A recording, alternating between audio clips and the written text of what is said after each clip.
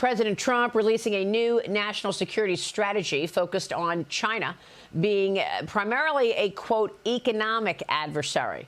The Wall Street Journal writes about this strategy, saying that it is softer on Beijing than that of 8 years ago, and that it plays down ideological differences between the U.S. and China.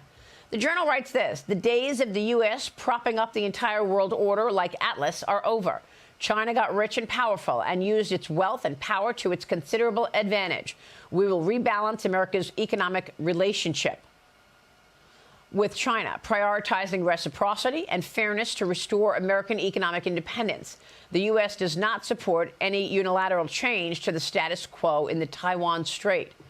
We should aim to restore a military balance favorable to the United States and to our allies in the region, according to this U.S. national security strategy out of the White House. Joining me now is Gatestone Institute senior fellow Gordon Chang. Gordon, good to see you. Interesting to read through this national strategy and see the way the administration describes China. You saw what the Journal said. How would you assess it? Well, the Journal is right in the sense that the national security strategy doesn't specifically name China as an adversary or an enemy. And that's a mistake, especially because the Communist Party has specifically named the U.S. as its enemy. And, you know, China's not the only threat, but it's the only threat that of great concern, because the other threats, Russia, Iran, North Korea, Venezuela, wouldn't be threats if they didn't have China's backing. But this is a great national security strategy nonetheless.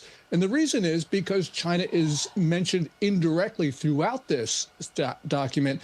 And it's clear that the Trump administration is opposed to what China is doing. So, for instance, towards the end of this national security strategy, there's a paragraph that says, look, there's a hostile foreign power that's trying to close off the South China Sea or impose tolls. And both of those actions would be unacceptable, and we will not permit that. Well, the only power that fits that description is China. And there are many other examples throughout the national security strategy like that. So it's clear that the Trump administration has got the right strategy. It just won't name it in public.